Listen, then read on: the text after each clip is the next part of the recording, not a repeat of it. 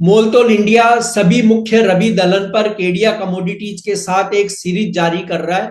इस सीरीज में आज आप देखेंगे तुअर यानी अरहर। इस पर खास रिपोर्ट, इस साल उत्पादन, मांग, सप्लाई के साथ प्राइस आउटलुक और रुपया डॉलर में हो रहे चेंज का क्या असर होगा पूरे इंपोर्ट बाजार पर। मेरे साथ हैं केडिया कमोडिटीज के प्रमुख अजय केडिया जी। मैं हूं कमल शर्मा। अजय जी, आपका स्वागत है मोलतोल इंडिया में। बहुत बहुत धन्यवाद कमल जी। जी नमस्कार। अजय जी, तुअर यानी अरहर के लिए भारत और वैश्विक हाइलाइट्स क्या हैं मुख्य इस साल के लिए? नमस्कार कमल जी। देखिए, पल्सेस की अगर बात करें तो पल्सेस पिछले साल काफी ज्यादा मोमेंटम में रहा, न्यूज में रहा।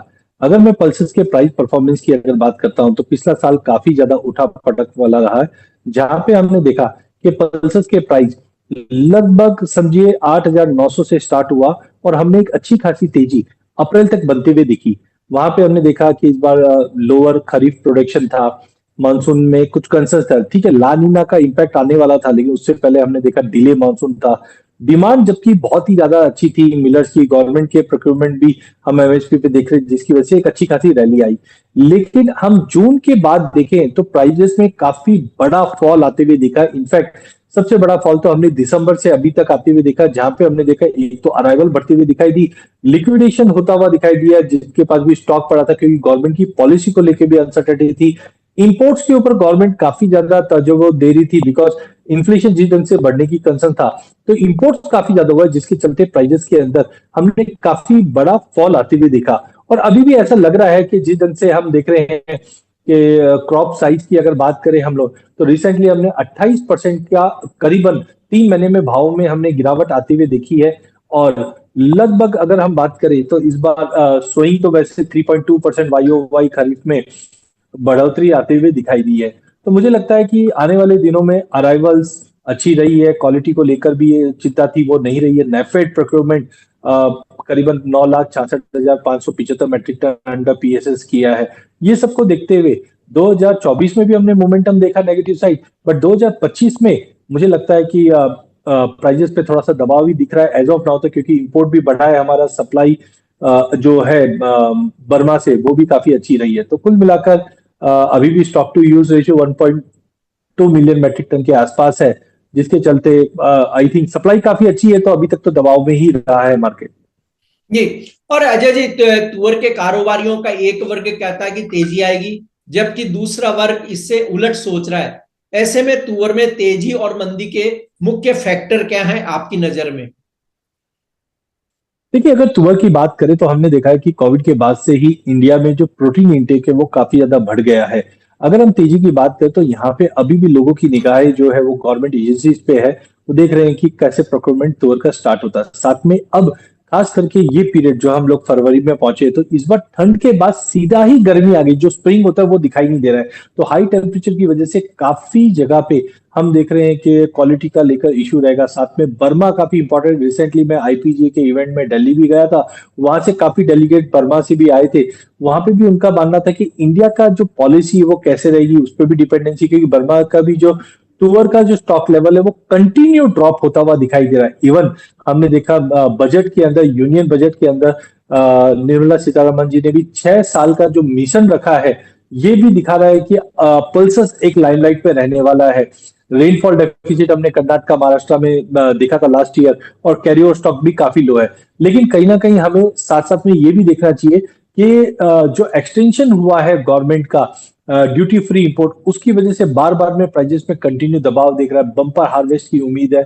इंपोर्ट में करीबन 83.27% का हमने इस बार इजाफा आते हुए देखा, जो प्राइजेस को बढ़ने से रोक रहा है। तो कुल मिला के अब तक जो मार्केट में बड़ी गिरावट दिखी है, ये कहीं ना कहीं अब बॉटम बनाता हुआ जरूर दिखा रहा है। हाँ, एक चीज मैं और जो बोलना चाहूंगा, जो फिजिकली मैं मंडियों में गया, लोगों से मिला, जी तो पेमेंट एक बड़ा फैक्टर रहा है। तो कुल मिला के बैलेंस है, बट डाउन साइड मुझे अब यहाँ से काफी लिमिटेड दिखाई देता है। जी। अजय जी, इस साल जो तुअर की सॉइंग और प्रोडक्शन, इन दोनों की पहले बात करें तो वो उसकी स्थिति क्या है अलग अलग राज्यवार, या हम कह लें कि पूरे देश की पूरी स्थिति ओवरऑल क्या रही सोइंग और प्रोडक्शन को लेकर के? देखिए, अगर हम प्रोडक्शन की अगर बात करें तो तुअर की जो प्रोडक्शन है उसमें हमने करीबन 2.5% से इम्प्रूवमेंट होते हुए देखा। खास करके अगर हम देखते हैं कर्नाटका, कर्नाटका में जो प्रोडक्शन है वो करीबन 20% ज्यादा होता हुआ दिखाई दिया है। काफी फैक्टर्स में हमने देखा कि फार्मर का जो रुझान है वो वापस थोड़ा पल्सेस की तरफ जरूर आया है, बट अब देखना होगा आगे कैसा रहेगा। महाराष्ट्र के अंदर एक चीज अच्छी देखी गई है, ईल्ड, क्योंकि फेवरेबल वेदर कंडीशन होने की वजह से ईल्ड में भी सर्ज आता हुआ दिखाई दिया है। झारखंड में भी प्रोडक्शन 13% से बढ़ा है। बट कुल मिला के मुझे लगता है कि जो प्रोडक्शन में इंप्रूवमेंट आया है उसमें एमएसपी का बड़ा रोल था, गवर्नमेंट का सपोर्ट देना काफी बड़ा रोल था। डिमांड तो हम एज इट इज देख ही रहे, बढ़ ही रहे, और वेदर का इंपॉर्टेंट था। तो कुल मिला के हम बोल सकते हैं कि तुअर का जो प्रोडक्शन है उसमें एवरेज ऑल इंडिया की अगर बात करें तो यहाँ पे हम देख रहे हैं कि करीबन 2% के आसपास का इंप्रूवमेंट आता हुआ दिखाई दे रहा है।